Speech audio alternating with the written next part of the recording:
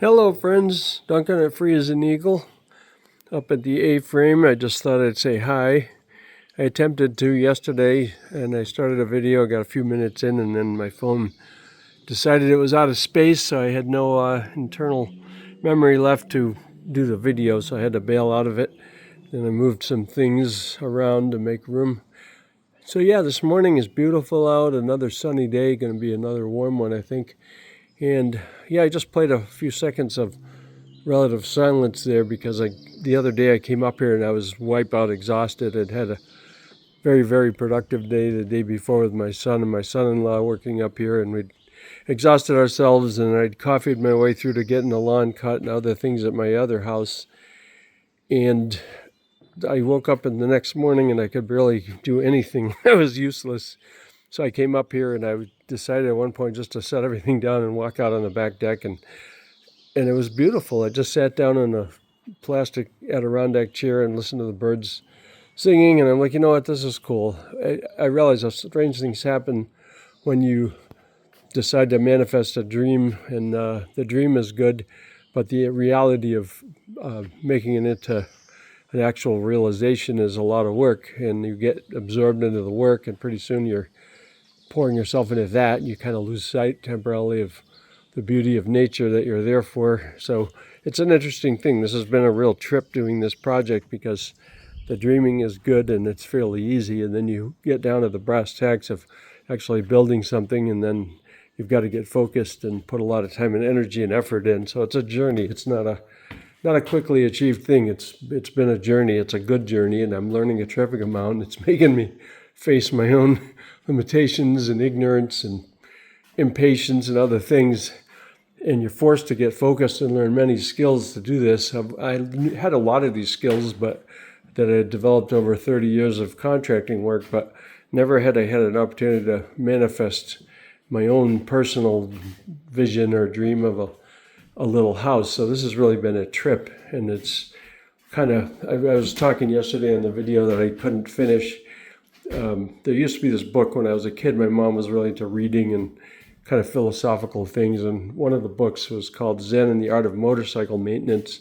And I remember reading that book as a kid, and it was a guy, he was a biker guy, and he loved, being on the road and traveling, but he took time out all the time to maintain his motorcycle and keep it in top shape. So he was always changing oil and going over it to make sure everything worked right. And, that was the hands-on part of the experience, whereas the road part of it was more of a fun adventure. So this sort of is similar in that it's a combination of a dream being realized and enjoying the process, but having to get focused and put up with the, having to recoat. Like I'm in a room here, I just did a couple of touch-ups on areas on the ceiling, and you want to get things to a certain quality level. And my philosophy is that perfectionism is bad because to get anything absolutely perfect is impossible. So you're dealing with a spectrum of either shoddy, crappy work or absolute perfection. And, you got to land somewhere in the middle, because if you try to achieve absolute perfection, it takes an infinite amount of time and patience. And yet you want a level of quality that you're happy with. So you're trying to find that medium, that level of quality and excellence versus perfection, so that you can actually get the project done. And so I'm in I want to call it final stages. I was hoping to be in here by June 1st, but I realized that wasn't reality. The devil's in the details. The outside we got done, closed in by winter, and that was an achievement. We had the little wood stove working, and we had enough heat to work in here, but dialing in the final details, painting, sheetrocking, trimming, lights, and now we're looking at, I'll focus in on this. I did this morning. So I have the cellarway, and the stairs go down to the basement. And as we were rocking these rest of the ceilings and walls, I had extra help the other day, and we're like, yeah, well, I got help here. Let's put the sheetrock up in this ceiling and get these upper pieces in, and then we can take the staging out of here later. So I figured, well, okay, we got all the sheetrock in at the end of the day. Forget, it was Wednesday. We had done a bunch of stuff and popped the ceiling piece in and got all this in, and I'm like, wow, okay, I don't want to keep. Of course, immediately when you block access to something like this cellar, immediately I think of 5 things that I needed that were down there, which I had to take this apart to get to. Yesterday, I finally took it up, and it wasn't a big deal. It took about 10 minutes, but just, it's the principle of it. You block something and then you need whatever you can't get to anymore. But anyway, so I decided to start taping this right away. So Wednesday night, I put a first coat of mud and tape. The tape's all buried in here now. You can't see that, but when you're doing sheetrock, you bed tape, paper tape, or in some cases, I have this metal reinforced tape for these angles that aren't a right angle. You have metal, like steel pieces called corner bead that usually are used on a corner like this one, but I actually had used it up and ran out, so then I used the other metal reinforced tape to stiffen that corner up, which worked. But then this got kind of intricate, because here I realized when I put the staircase in originally that if you went down the stairs and turned left, there was not adequate headroom. And I hate cellar stairways, which is typically something you run into in old houses, where you get down into the cellar and there's no headroom and you're banging your head on the overhead part of the stairs all the time. And I'm like, no, I'm not doing that. So this basement is fully 8 feet down, which is nice because it's got plenty of headroom down there. But in order to make this doable, where you walk down the stairs, take a left to go down to the landing, which is kind of obscured now. You can see a little bit of the stairs there. But anyway, the trick was I had to actually cut a hole here and make the stairs go to the left at one point to get enough headroom so it was comfortable. And then that created this interesting little situation up in here. So, you run into a lot of things. This house has actually been built, literally the only plans I ever had for it were I wanted it to be an A-frame. I wanted to have a couple of dormers, and it was going to be 24 by 36 feet in dimension, because that works very well with sheet goods and materials, because everything's in multiples of 4 or 8 feet in terms of plywood and sheetrock and common materials. So this whole thing has evolved, taken on a life of its own. Been designing it kind of as I go along in many ways, and it's coming along very well, but it's certainly been tricky to do that. But you do find yourself in situations where you have to make adjustments. I actually had to move the staircase over from the original plan because my brother suggested I make this dormer bigger on this. Actually, both dormers will be made bigger, but the beautiful part of it is sometimes you have unintended consequences that are a benefit. Because we opened this up, I was going to have it be 6 feet wide. We went for 8 feet wide. And now the nice thing is we'll have a nice little breakfast bar in here, because this became a kitchen instead of what was going to be the downstairs bedroom. We decided, since we were going to move in here, that all of a sudden, instead of being the guest bedroom, this was going to be the kitchen, because my wife loves cooking and she's very good at it. And all of a sudden, not having a good-sized kitchen was an issue. We would have had to jam the kitchen, which this window over here was going to be the kitchen window. It's now going to be the dining room window. So this is the dining area. Then we go to the living area out here.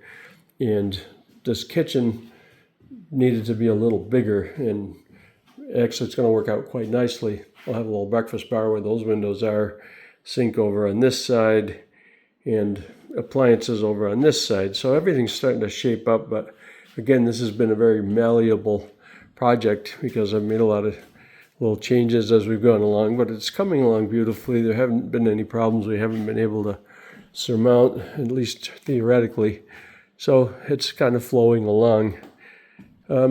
So that's kind of where we're at with progress, trying to get everything dialed in. We just got a big delivery the other day of all this wood that we're in the process of staining. Carter, my son, is my finish guy in terms of painting, staining, sanding, kind of prepping all this wood, which will eventually be more trim to finish out. There's going to be some trim in this area and these walls.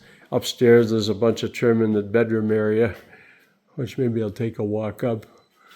But yeah, we're making a lot of progress. It's nice to see finished painting going on. And yeah, there's been some touch-ups, been things that had to be redone and resanded.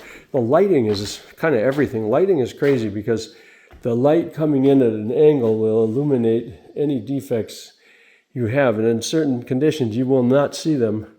And then all of a sudden, the light comes in through a skylight or a window at an angle, and it suddenly lights up every defect. And you're like, oh no.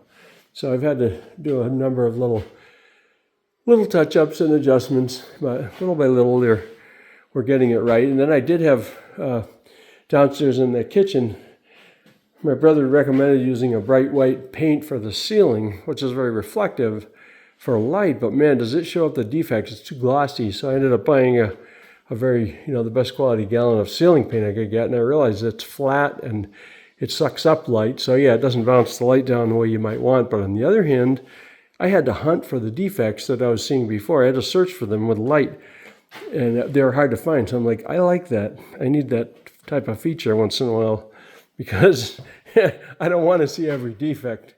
So anyway, so you got these things here. There's just a lot of trim going to go in here, kind of around these corners. And then the other day I was up here, I did put a sill in for this nice window, and the rest of the trim is in process of being stained up. So all these windows are going to get trimmed soon.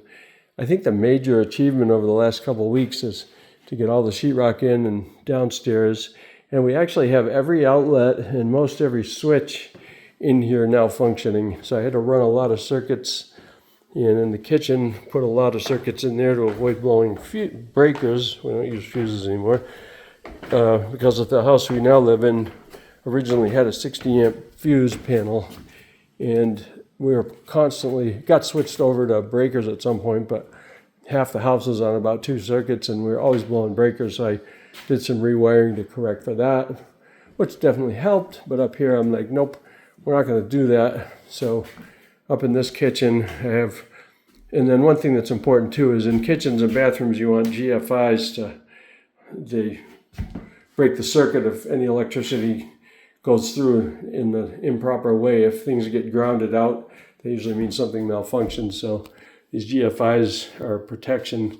If any electricity goes where it isn't supposed to, it trips those. And the nice thing, the way you rig those, you can wire downstream from them. So you have a GFI, and then you tie an outlet in off of it, so the outlet is protected too. And in the case of this one over here, you've got a GFI, and all the outlets over here are piped into the downhill side of that GFI. So they're all protected. So if any one of these outlets encounters a problem, that GFI will trip. So that's kind of a nice thing with GFIs. You can daisy chain your outlets so you can have 5 or 6 off of one GFI and they all are protected. And I have the same thing. I have a couple of circuits outside. I'll take a little wander out here. Figure I'll share a little of the technical side of it. So yeah, I've got a few things where the switches aren't in yet because they go to, like, there's a piece of wire sitting up in that windowsill area, and each side that's going to be some indirect lighting. Oops, tripping over my junk here. But yeah, so outside here we put a couple outlets in.